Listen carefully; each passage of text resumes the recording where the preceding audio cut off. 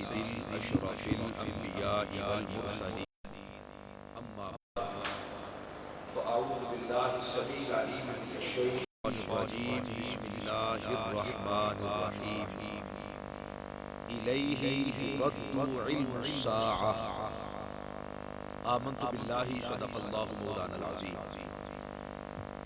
بحمدہ تعالی نبی مکرم نور مجسم شفیع دو عالم صلی اللہ تعالی علیہ وآلہ وسلم آپ کے فضل آپ کی نگاہ عنایت سے عرصہ 40 سال سے جامعہ نقشبندیہ تعلیم القرآن میں قرآن و سنت کا درس جاری و ساری ہے.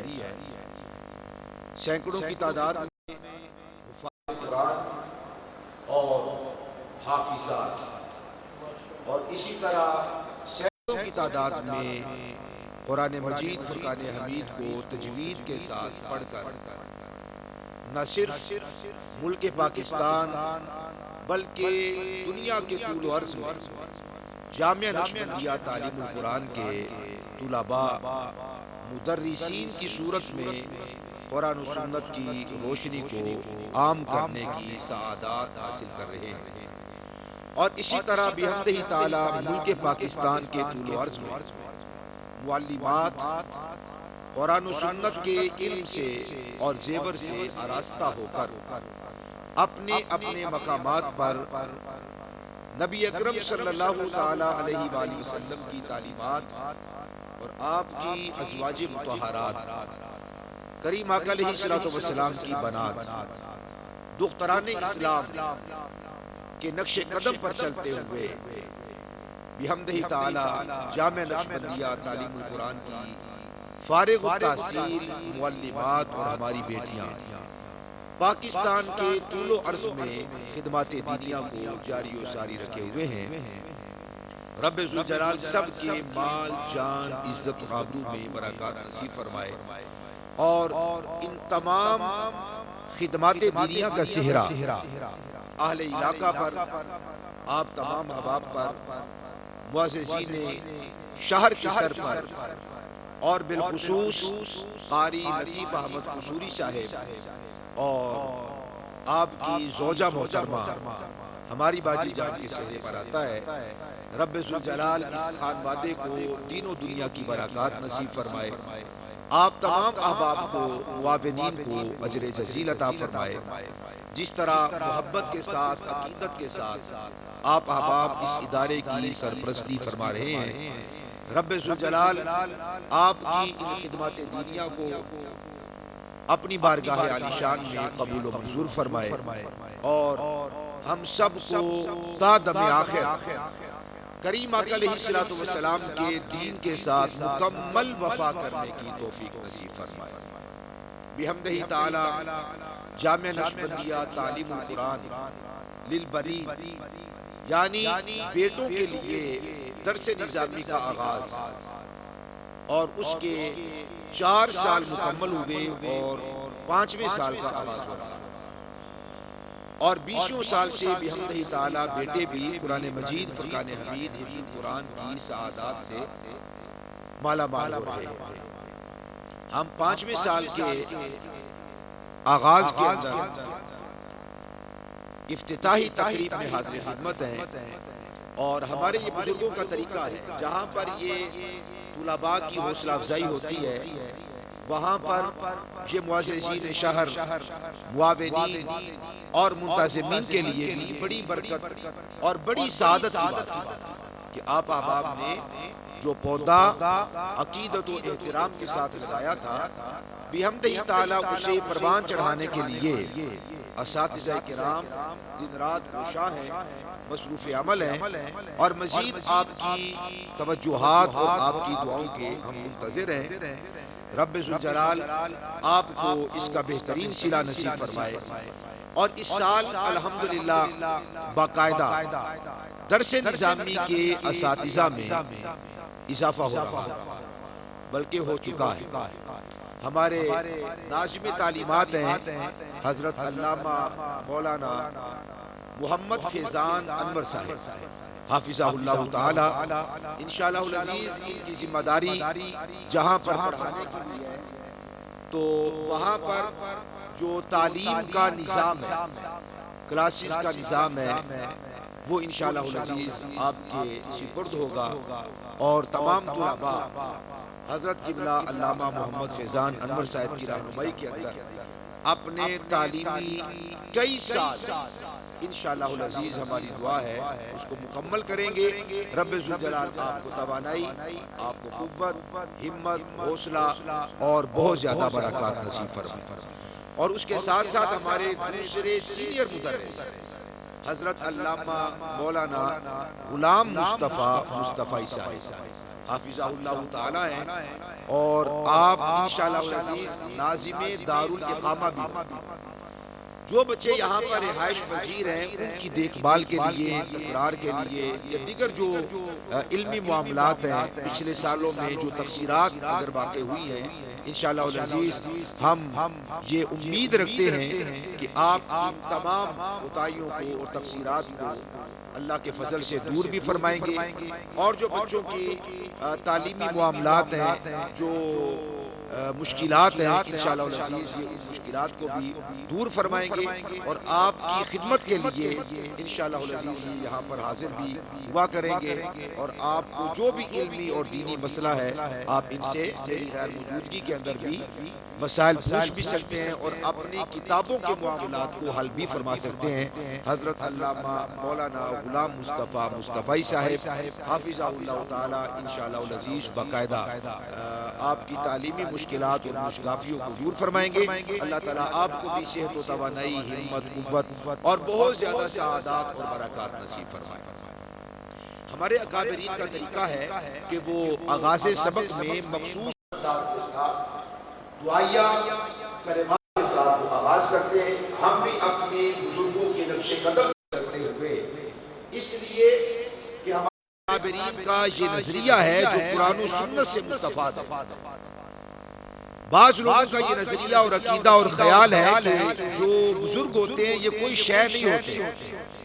قرآن مجید ہمیں بتلاتا ہے، احادیث طیبات کی روشنی سے یہ بات واضح ہوتی ہے کہ بابے بہت بڑی شے ہوتے ہیں، اس لیے کہ یہ بابے ساری زندگی رب ذوالجلال کے احکامات کی اطاعت و اتباع اور پیروی کرتے ہیں، اور اپنا تن من دھن اپنی کل کائنات اللہ رب العزت کے سپرد کر دیتے ہیں، کیونکہ وَأُفَوِّضُ أَمْرِي إِلَى اللَّهِ إِنَّ اللَّهَ بَصِيرٌ بِالْعِبَادِ۔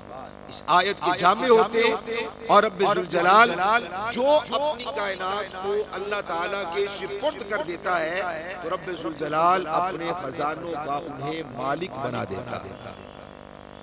اور یہ قرآن مجید فرقان حمید کے اندر بے شمار آیات طیبات میں یہ موضوعات موجود ہیں، اور ہمیں اکابرین کے ساتھ رہنے اور ان کے نقش قدم پر چلنے کا رب ذوالجلال نے حکم ارشاد فرمایا۔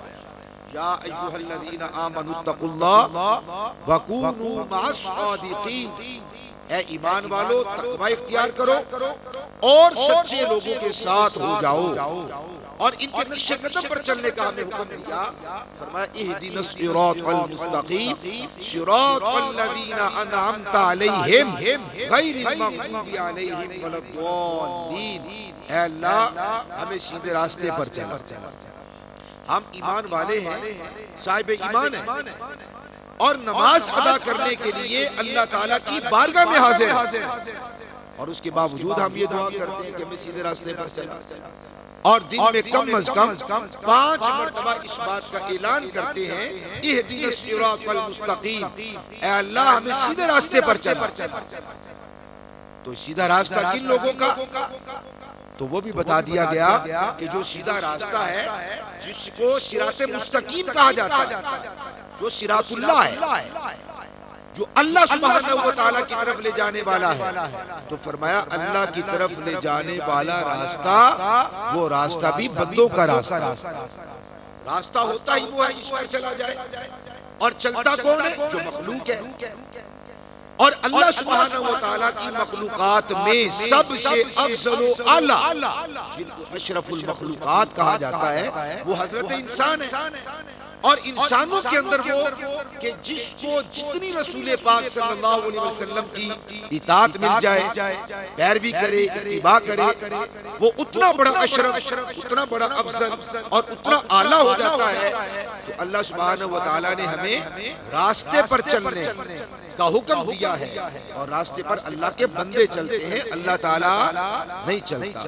جو اللہ کا راستہ ہے وہ ایسا اللہ کا راستہ ہے کہ خود نہیں چلتا۔ جو اللہ کا گھر ہے وہ خود اس میں نہیں بیٹھتا کہ وہ بیٹھنے سے پاک ہے، وہ زمین سے پاک ہے، زمان سے پاک ہے، مکین سے پاک ہے، مکان سے پاک ہے۔ تو جو اللہ کا گھر ہے وہ خود وہاں پر بیٹھتا نہیں، وہاں پہ اللہ کے بندے بیٹھتے ہیں۔ اللہ کے بندے بیٹھتے ہیں تو اسے اللہ کا گھر کہہ دیا جاتا ہے، حالانکہ وہ گھر سے پاک ہے، وہ مکان سے پاک ہے۔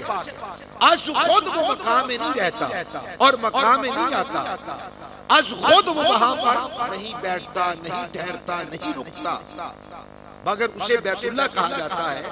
یہ سب اللہ کے گھر ہے، یہ بھی بیت اللہ ہے، یہ بھی بیت اللہ ہے، اللہ کا گھر ہے، مگر اللہ کا گھر ایسا کہ از خود وہ وہاں پر رہتا نہیں، از خود وہ وہاں پر رکتا نہیں، وہ ٹھہرتا نہیں، وہ بیٹھتا نہیں، مگر پھر بھی اللہ کا گھر ہے۔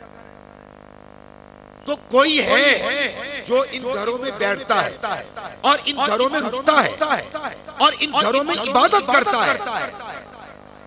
بیٹھتا کون ہے؟ اللہ کا بندہ بیٹھتا ہے، مگر اللہ تعالیٰ اس بندے کے گھر، اس گھر کو اس بندے کا گھر نہیں، اپنا گھر قرار دیتا ہے، بیت اللہ، اللہ کا گھر۔ تو پتا چلا راستہ اللہ کا جو راستہ ہے وہ ایسا کہ خود نہیں چلتا، اور بیت اللہ اللہ کا گھر ایسا گھر کہ وہ اس گھر میں نہیں بیٹھتا، چلتے بھی اللہ کے بندے ہیں، بیٹھتے بھی اللہ کے بندے ہیں، مگر اللہ سبحانہ وتعالی اس راستے کی نسبت اپنی طرف فرما دیتا ہے اور اس گھر کی نسبت اپنی طرف فرما دیتا ہے۔ تو یہی تو اللہ بتا رہا ہے، تم سمجھتے ہو بندے شاہی کوئی نہیں، تم سمجھتے ہو بابے شاہی کوئی نہیں، اور میں آکم الحاکمین فرما رہا ہوں کہ بابے بڑی شاہ ہے۔ یہ جس راستے پر چلے وہ میرا راستہ، یہ جس گھر میں بیٹھے وہ میرا گھر بن جاتا ہے۔ ان کے چلنے کے راستے کو اللہ اپنا راستہ قرار دیتا ہے اور ان کے بنائے ہوئے گھر کو اللہ اپنا گھر قرار دے دیتا ہے۔ تو یہ علماء، اولیاء، صلحاء کی اللہ سبحانہ وتعالی منقبت کو کئی آیات طیبات میں بیان فرماتا ہے۔ تو ہم انہی بزرگوں کے نقش قدم پر اپنے اسباق کا آغاز کرتے ہیں۔ تمام طلباء اور ممکن ہو سکے تو جتنے ہمارے معززین احباب تشریف فرما ہے، حضرت قاری علامہ مولانا قاری لطیف احمد قصوری صاحب میری بائیں طرف تشریف فرما ہے، اور اس کے ساتھ حضرت علامہ مولانا محمد فیضان انور صاحب تشریف فرما ہے، اور اس کے ساتھ ہمارے مسجد کے منتظم اور ہمارے بزرگ نمازی ہمارے بزرگ ہیں، اور الحمدللہ اس مسجد کے امام بھی ہیں۔ یہ ہم نے ایک ترتیب بنائی ہوئی نا، امام اور نائب امام۔ امام تو امام ہوتا ہے، ٹھیک ہے نا، امام تو امام ہوتا ہے، تو نائب امام بھی ہیں۔ حاجی چاچا جی عبدالشکور صاحب قصوری دامت برکاتہ القدسیہ، اور اس کے ساتھ ہمارے حاجی چاچا جی محمد منظور قصوری صاحب دامت برکاتہ القدسیہ، اور ہمارے بڑے ہی معاون، میں تو یوں کہوں گا کہ ان 4 سالوں میں مجھ میں یہ صحیح پوچھیں تو ایک اخلاقی طور پر یا خودداری کے نام پر مجھے کسی کو کہنے کی ہمت ہی نہیں پڑی کہ ہمیں اساتذہ کی ضرورت ہے یا ہماری یہ حاجات ہیں۔ تو اللہ تعالیٰ ان منتظمین کو اجر جزیل عطا فرمائے، اور ہمارے بھائی جناب حاجی محمد ذوالفقار صاحب، اور کئی سالوں سے الحمدللہ یہ ان کی طرف سے، کسی کی طرف سے بھی یہ اشارہ تک نہیں ہے کہ آپ ہمارا ذکر کریں، ہمارے ساتھ معاون ہیں، ان بچوں کا دھیان رکھتے ہیں، خیال رکھتے ہیں، اور ضروریات کا کافی حد تک، اور ہر سال یہ تیسرا چوتھا سال بلکہ 5واں سال ہے تقریباً حاجی حافظ محمد نواز صاحب وڈیج، آپ یہ طلباء کے ساتھ تعاون کرتے ہیں، یہ کتابیں جو اس وقت ہمارے سامنے موجود ہیں اور پچھلے سالوں میں بھی جو طلباء کو کتابیں ملتی رہی ہیں، اس کے اندر ہماری بہت زیادہ بچوں کے ساتھ تعاون کرنے والی شخصیت ہے حافظ محمد نواز صاحب، اللہ تعالیٰ آپ کو بھی جزائے خیر عطا فرمائے۔ ہمارے دوست ہیں رانا محمد طیب صاحب، آپ تشریف فرمائیں۔ بائیں طرف دائیں طرف ہمارے علامہ محمد غلام مصطفیٰ مصطفی صاحب تشریف فرمائیں۔ ہمارے استاذ ہیں اس ادارے کے حضرت مولانا قاری محمد ندیم صاحب، حضرت مولانا قاری محمد ناصر نقشبندی صاحب، حافظ محمد امجد نقشبندی صاحب، آپ ہماری انتظامیہ کے اندر بھی شامل و داخل ہیں، اور الحمدللہ اس جامعہ نقشبندیہ تعلیم القرآن للبنین کے پہلے طالب العلم بھی ہیں۔ اور ہم نے قاری لطیف احمد قصوری صاحب، میں آیا تھا، مجھے حکم فرما دیا گیا تو جس طرح بھی اس چین کے اندر میں آ گیا بزرگوں کے حکم پر، اس کے اندر وہ جو تفصیل ہے جو ڈیٹیل ہے، میں آیا یہاں پر کیسے اعلان کیسے کروایا گیا اور پھر کیا کیا حالات ہوئے، ان 4 سالوں کا جو سفر ہے وہ میں جانتا ہوں یا میرا خدا جانتا ہے۔ میں نے اپنے گھر والوں کے ساتھ بھی کبھی مشکلات کو اللہ جانتا ہے کبھی میں نے ڈسکس کیا ہی نہیں، کئی اجر ضائع نہ ہو، وہ اللہ جانتا ہے۔ اور بہت کم باتیں شاید قاری صاحب کو بتاؤں، حافظ صاحب کو بتاؤں، وہ بھی انتہائی جب ضرورت پیش آ گئی تو ان کے سامنے کچھ نہ کچھ چیزیں بیان کر دی گئی، ورنہ بہت سارے معاملات ہیں جو الحمدللہ وہ میرے اور میرے رب کے درمیان ہیں، اور نبی اکرم علیہ السلام کے وسیلے سے ہم دعا کرتے ہیں اللہ تعالیٰ دین و دنیا اور آخرت کے اندر وہ بھلائیاں نصیب فرمائے۔ تو پہلا جو طالب العلم ہے آ گیا یہاں پر، ہمارے پاس طالب العلم ہی کوئی نہیں تھا، اب کیا کریں؟ تو پھر یہ سوچا کہ کیوں نہ ہو جو لے کر آئے ہیں انہی کو پہلے شاگرد بنا لیا ہے۔ شاید آپ کو یاد ہو ہمارے پاس ایک قاعدہ تھا، وہ بھی اتفاقاً شاید یہاں پر آیا ہوا تھا یا کیا صورتحال تھی اب وہ ذہن میں نہیں ہے۔ علامہ مفتی محمد شریف القادری صاحب، آپ نے آسان سا ایک قاعدہ بچوں کے لیے عربی گرامر کے لیے تعریف فرمایا ہے، غالباً وہ حافظ نواز صاحب کے لیے آیا ہوا تھا، وہ ہمارے پاس موجود تھا تو ہم نے اسی سے آغاز کر دیا، اور حافظ محمد امجد صادق صاحب نقشبندی ان سے ہم نے آغاز کیا تھا۔ اس سال الحمدللہ جو چوتھا سال تھا 2023 کے اندر جو بچوں کے سالانہ پیپر 1444 ہجری کے اندر ہوئے ہیں، اس کے اندر بچوں نے کتنی تعداد 22 بچوں نے جو داخلہ 26 تقریباً بچے تھے جن کا داخلہ ہم نے بھیجا تھا، اور ان میں 22 بچوں نے اس کے اندر شمولیت بھی اختیار کی، کچھ بچے ملک سے باہر چلے گئے، اور ہمارے ایک طالب العلم حافظ محمد شیروز صاحب ان کا قتل بھی ہو گیا، شہادت ہوئی، مظلومانہ ان کو قتل کیا گیا۔ رب ذوالجلال ہمارے اس ساتھی کی بھی بخشش و مغفرت فرمائے، درجات کو بلند فرمائے۔ ان کے قتل اور ان کی شہادت کے بعد ان کا جو تیسرے سال کا جو ہم نے داخلہ بھیجا تھا اس کی وہ رول نمبر سلپ بھی آئی۔ بارکیف نبی اکرم صلی اللہ علیہ وسلم کے فرامین کی روشنی کے اندر جو انسان تعلیم کا آغاز کر دیتا ہے، دین کو حاصل کرتا ہے اور پورا نہیں کر پاتا، اور اسی طرح جو حاجی اپنے گھر سے چلتا ہے پھر اس کو پورا نہیں کر پاتا، وہ تہے مزار چلا جاتا ہے، مٹی کے نیچے چلا جاتا ہے، تو یہ مت سمجھے کہ وہ اس کو مکمل نہیں کرتا، وہ انکمپلیٹ رہتا ہے، نامکمل نہیں، ایسا نہیں ہوتا، بلکہ اللہ سبحانہ وتعالی قبر کے اندر فرشتوں کی ڈیوٹیاں لگا دیتا ہے، حج کرنے کے لیے جا رہا ہے تو اس کی حج کی تکمیل ہو جاتی ہے، دین کو حاصل کرنے کا آغاز کرتا ہے تو قبر کے اندر اس کے سلسلے کو جاری و ساری فرما دیا جاتا ہے۔ آپ بھی انشاءاللہ العزیز زمین کے اوپر پڑھتے رہیں گے، آپ کا یہ ساتھی زمین کے نیچے پڑھتا رہے گا۔ تو ہمارے بزرگوں کا جو طریقہ ہے تمام احباب سے گزارش ہے وہ تمام احباب دہرائیں۔ بسم اللہ الرحمن الرحیم، اللہم صلی علی سیدنا و مولانا محمد وعلى آلہ وصحبہ وبارک وسلم۔ بسم اللہ افتتحت وعلى اللہ توکلت، بسم اللہ افتتحت وعلى اللہ توکلت، بسم اللہ افتتحت وعلى اللہ توکلت،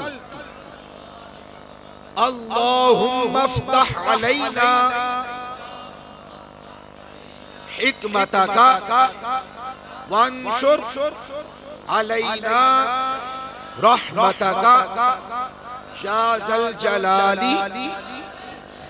والاکرام بیدک الخیر انکا علی کل شیء قدیر اللہم صلی علی سیدنا و مولانا محمد وعلی آلہ و صحبہ و بارک وسلم۔ میں درخواست کروں گا آج کے سبق کا کون آغاز کرے؟ آپ کریں۔ حافظ محمد شاہ زیب صاحب سے میں گزارش کرتا ہوں کہ آج کے سبق کا آغاز فرمائیں۔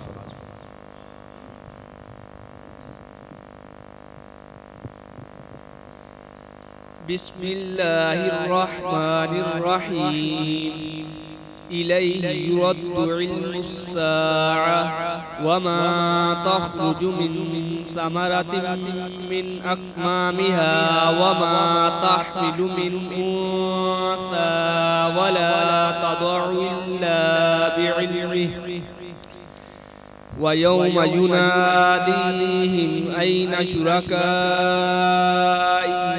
قالوا آذناك ما منا من شهيد صدق الله العظيم۔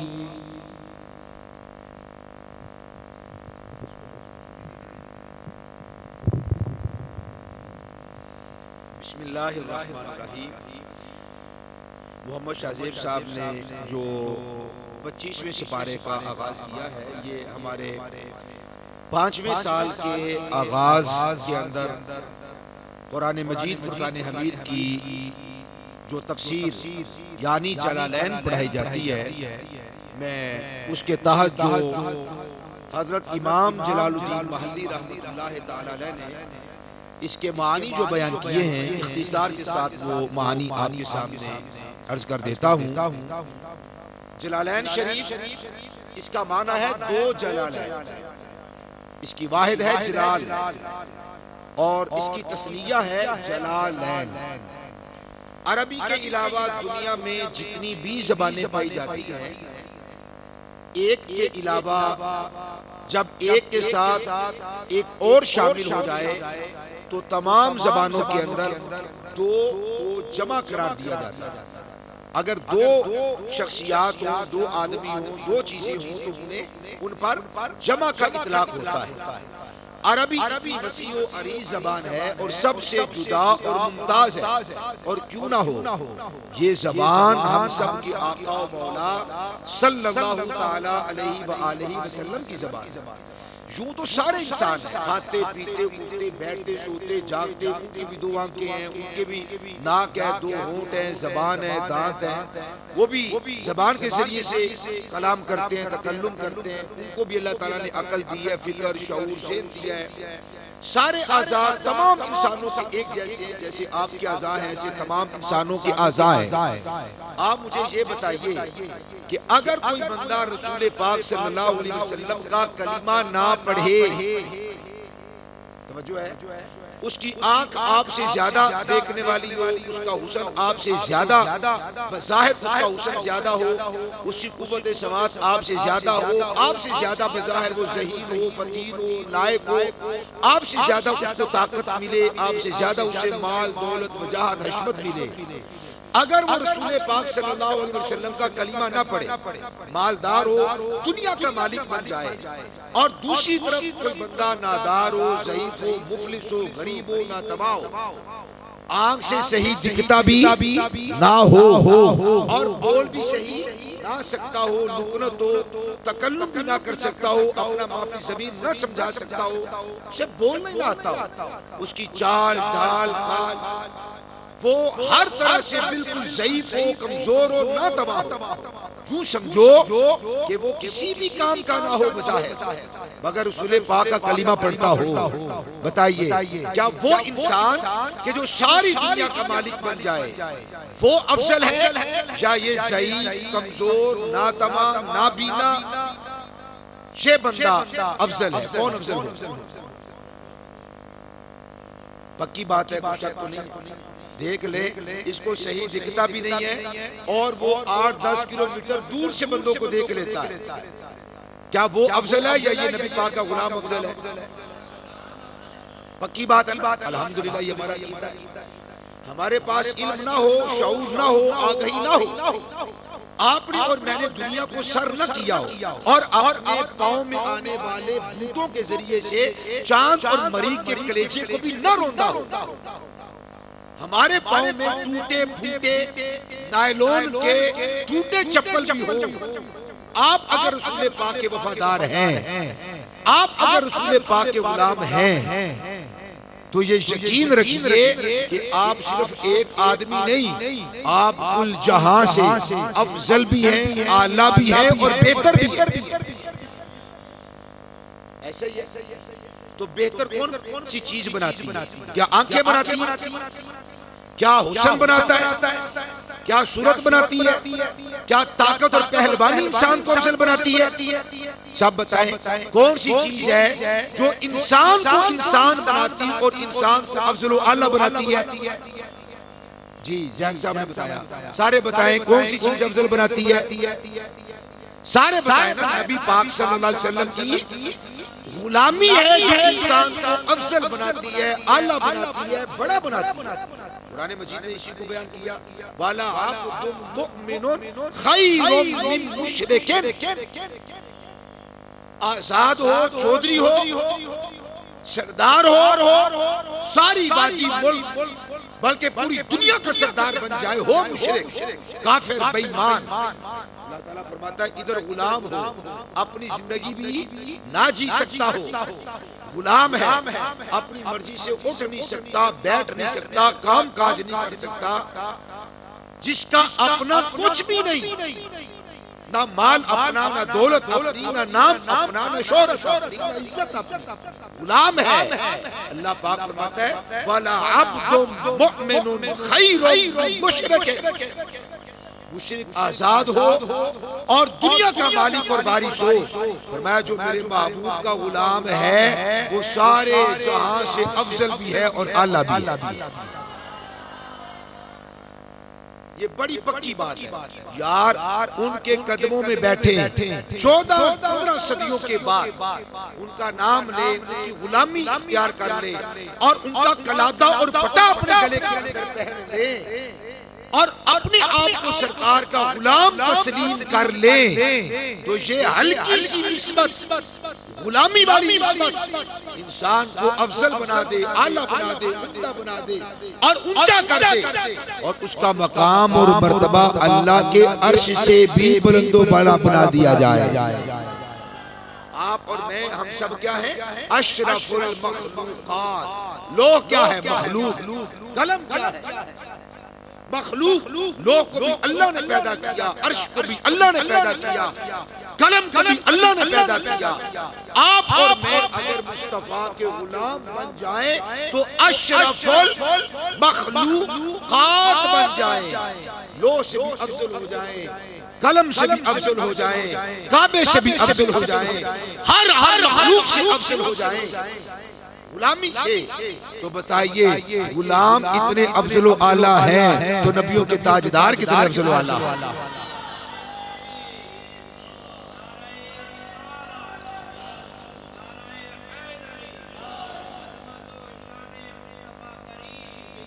اور یہ بھی یاد رکھیے ایک مسئلہ، جب غلام اتنے افضل و اعلیٰ ہیں تو پھر ہم سب کی آقا مولا جن کے نسبت سے ہم افضل و اعلیٰ ہیں، کوئی کائنات میں ایسی مخلوق ہے ہی نہیں کہ جو آپ صلی اللہ علیہ وسلم کی برابری اور ہمسری کا دعویٰ کر سکے. نمبر 2، جو آدمی جس قدر نبی اکرم صلی اللہ علیہ وسلم کی تعلیمات پہ عمل کرتا ہے وہ بندہ اتنا ہی افضل و اعلیٰ ہو جاتا ہے۔ کوئی بندہ ایسا نہیں ہو سکتا کہ آپ صلی اللہ علیہ وسلم کی تعلیمات سے دور ہو اور آپ صلی اللہ علیہ وسلم کی سنت عظیمہ سے دور ہو اور افضل ہو جائے، محترم ہو جائے، مکرم ہو جائے، ایسا نہیں ہو سکتا۔ جب بھی عزت ملی اور جب تک ملتی رہے گی وہ عزت، وہ شہرت، وہ ناموری، وہ شرافت، جابت، سیادت، قیادت، ہر چیز جس کو بھی ملی اور جو ملی اور جب تک ملے گی اللہ پاک اپنے محبوب کا وسیلہ عطا فرماتا ہے۔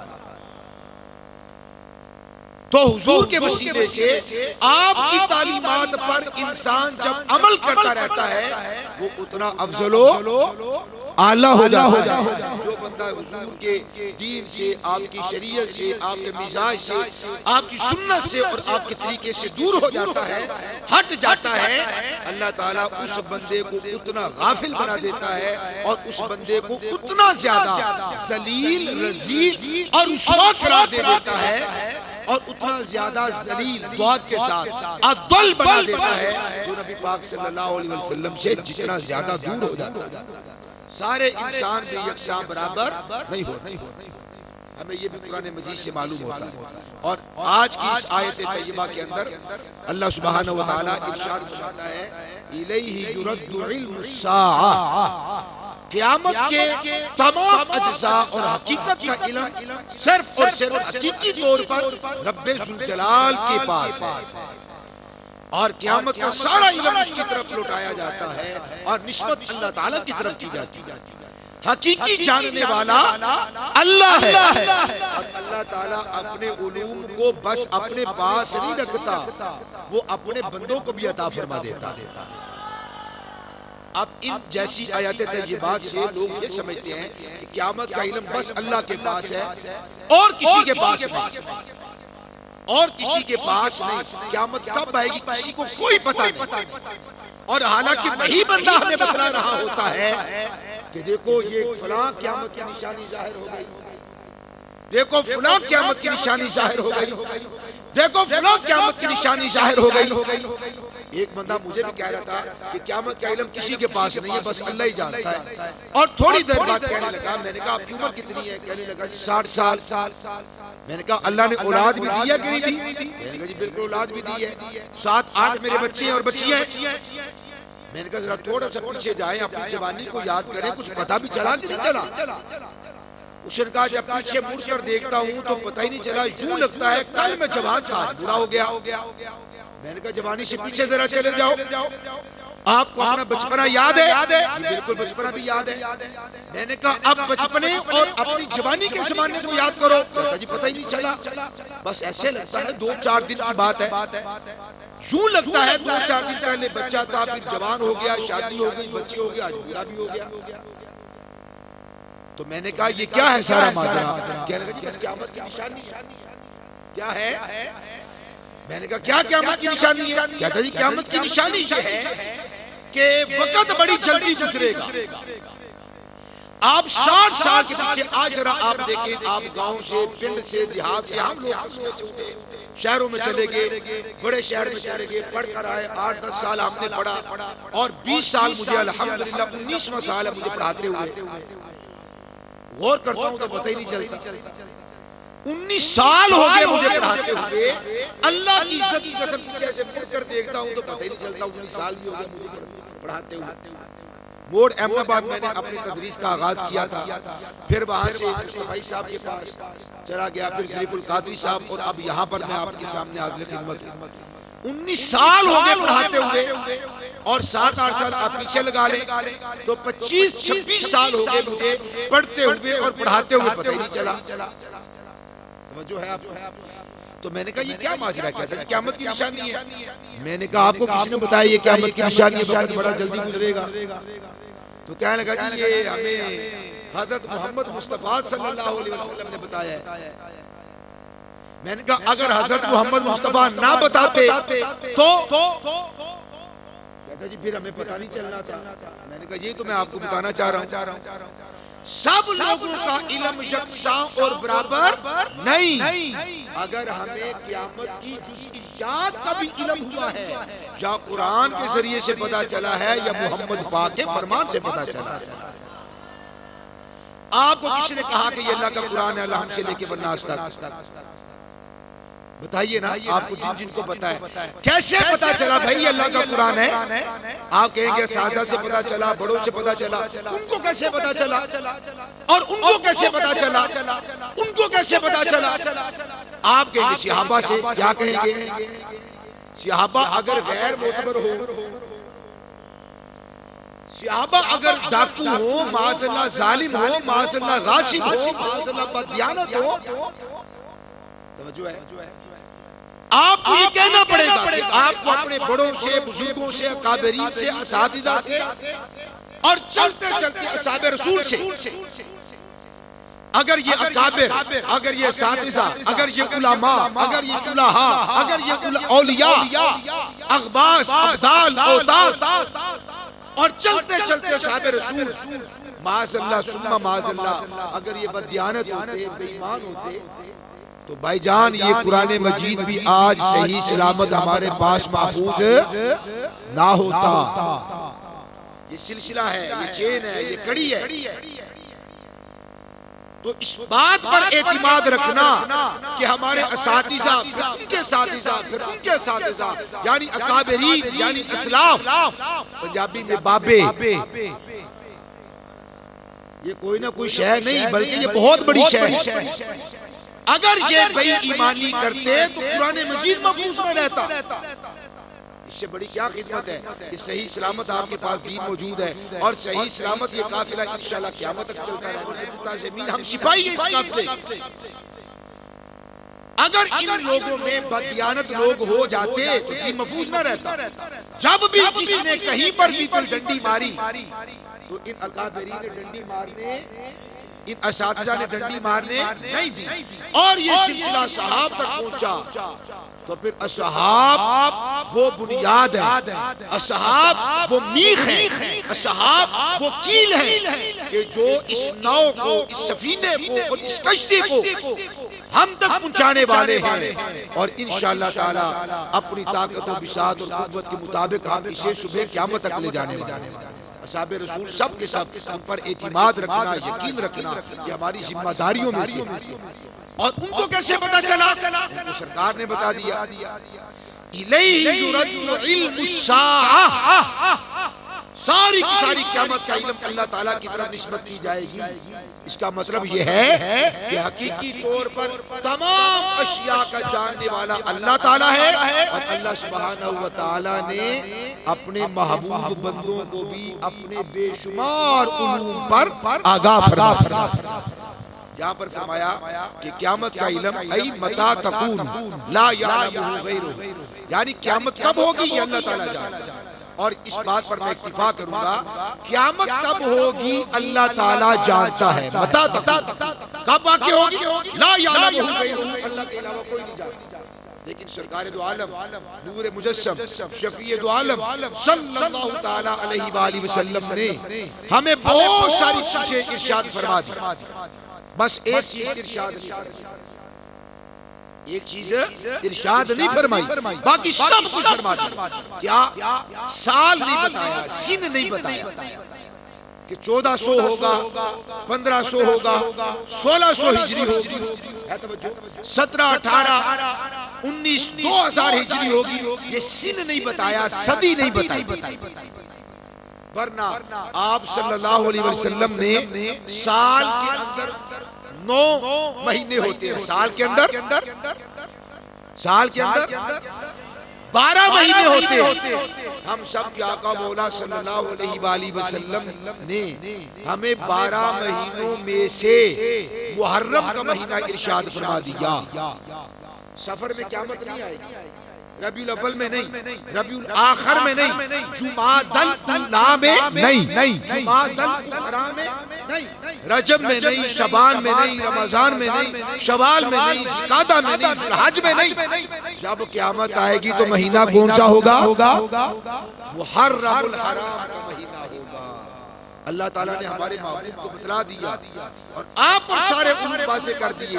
اللہ کی عطا سے ہمارے آقا نے فرما دیا میرے غلاموں سنو قیامت 12 مہینوں میں سے کتنا مہینہ ہے محرم الحرام پہلے مہینے اور پورے مہینے کے اندر 3 عشرے پہلا عشرہ دوسرا عشرہ تو حضور نے بتا دیا تیسرے عشرے میں قیامت دوسرے میں بھی کتنے عشر میں آئے گی قیامت پہلے عشر میں عشرہ 10 کو کہتے ہیں عشرے میں 10 دن کیا پہلے دن آئے گی قیامت یکم محرم کو نہیں 2 کو بھی نہیں 3 کو بھی نہیں 4 کو بھی نہیں 5 کو بھی نہیں 6 کو بھی نہیں 7 کو بھی نہیں 8 کو بھی نہیں 9 کی بھی قیامت نہیں آ سکتی قیامت آئے گی کس دن 10 محرم کس نے بتایا قرآن تو خاموش ہے قرآن تو کہتا ہے فَإِذَا جَاءَتْهُمُ السَّاعَةُ بَغْتَةً قیامت اچانک آ جائے گی.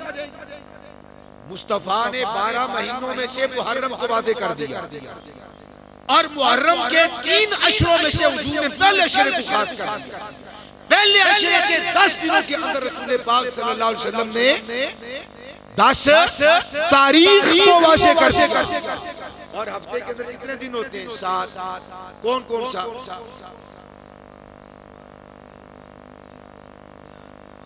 جمعہ نہیں کیا لفظ ہے بھائی سارے علماء بتائیں نا جمعۃ المبارک یا ایھا الذین آمنوا اذا نودی للصلاة من یوم جمعہ نہیں جمعہ میم کے اوپر پیش ہے تو قرآن مجید کا یہ لفظ ہے اس کو غلط نہ پڑھیں. سب لوگ جمعہ لگائی ہوتی ہے یہ غلط بات ہے. قرآن مجید کا لفظ ہے تو کیا ہے یہ لفظ جمعہ. آپ جمعہ رات کر لیں ہفتہ کر لیں اتوار کر لیں جو مرضی ہے آپ پڑھیں. جمعہ 7 دنوں میں سے وہ دن ہے کہ جس کا ذکر اللہ تعالیٰ نے قرآن مجید میں فرمایا. ہفتے کا دن کا بھی ذکر فرمایا لیکن جمعہ کی تو اپنی شان تو فرمایا جمعہ کے دن قیامت آئے گی. ہفتے کو اتوار کو سوموار منگل بدھ جمعرات کب آئے گی جمعہ کو آئے گی. اب جمعہ کے اندر رات بھی ہے دن بھی ہے 2 پہر ہیں بڑے ایک پہر رات کا ایک دن کا رات کو آئے گی. حضور نے وہ 12 گھنٹے بھی نکال دیے اور کس پہر کو خاص کیا صبح کو دن کو. اب دن کی اپنے پہر صبح کاذب ہے وہ بھی دن ہے صبح صادق ہے وہ بھی دن ہے طلوع آفتاب ہے وہ بھی دن ہے وقت اشراق وہ بھی دن ہے وقت چاش وہ بھی دن ہے وقت زوال وہ بھی دن ہے دوپہر وہ بھی دن ہے سپہر وہ بھی دن ہے. کیا صبح کاذب کے وقت آئے گی نہیں صبح صادق کے وقت آئے گی نہیں وقت اشراق آئے گی نہیں وقت طلوع آئے گی نہیں وقت چاشت آئے گی نہیں وقت زوال آئے گی نہیں وقت ظہر آئے گی نہیں وقت عصر آئے گی. قرآن نے بتایا آپ کو قرآن تو کہتا ہے فَإِذَا جَاءَتْ السَّاعَةُ بَغْتَةً. او بھائی آپ کا رسول پاک صلی اللہ علیہ وسلم کا جیسے ذات میں کوئی نسبت نہیں برابری نہیں ایسے مصطفیٰ کے کمالات میں بھی کوئی برابری نہیں. ایسے پریشان نہ ہوا کریں. تو فرمایا الیہ یرد علم الساعہ. حقیقی علم تو اللہ سبحانہ وتعالی کے پاس ہے لیکن اللہ تعالیٰ نے وہ علم اپنے محبوب کو بھی عطا فرما دیا. اب آخری بات یہاں پہ عرض کر دوں کہ جو قیامت کا سن وہ نبی پاک صلی اللہ علیہ وسلم نے بیان نہیں فرمایا تو قابل غور بات ہے کیا اللہ تعالیٰ نے وہ سن بتایا ہی نہیں. تو علماء کی کثیر علماء کی رائے یہ ہے کہ اللہ سبحانہ وتعالی نے آپ صلی اللہ علیہ وسلم کو صدی بھی بتا دی ہے سن بھی بتا دیا ہے مگر فرمایا محبوب آگے نہ بتا. صدی اور سال کو آگے نہیں بتانا باقی سب کچھ بتا دیا. چھوٹی چھوٹی نشانیاں علامات بھی سرکار نے ارشاد فرما دی. فرمایا سال نہ بتانا ہم نے آپ کو بتلا دیا. تو دوستو یہ ساری چیزیں آج خود گھر میں بیٹھ کر حاصل نہیں ہوتی، یہ مقدس ادارے ہیں اور یہ وہ مکمل نظام ہے جس نظام کے اندر الحمدللہ آپ موجود ہیں، تشریف فرما ہے، آپ کے والدین، آپ کے عزیز و اقارب، رشتہ دار بڑے بختوں والے ہیں، اور یہ منتظمین اور یہ ہمارے معاونین، اللہ سبحانہ و تعالی ہماری یہ ارادتیں، یہ چاہتیں، عقیدتیں، یہ پیار سلامت فرمائے اور اس دین کے کام کو اپنے طاقت و بساط کے مطابق اور زیادہ اس کو بڑھانے کی توفیق نصیب فرمائے۔ جو ہمارے فوت شدگان، ہمارے دوست، باپ، بابے، چاچے، تائے، مامے اس دنیا سے پردہ کر چکے ہیں، ہمارے ساتھی اس دنیا سے سفر کر کے کچھ کر چکے، اللہ تعالیٰ حضور کے سارے گناہوں کی بخشش و مغفرت فرمائے۔ جو بیمار ہیں دعا فرمائے کہ اللہ سبحانہ و تعالیٰ افتتاحی تقریب کے اندر ہمارے اس ادارے کے جامعہ کے شیخ قاری لطیف احمد قصوری صاحب آپ کو، آپ کے گھر والوں کو حضور کے سارے غلاموں سے تندرستی عطا فرمائے۔ وما توفیق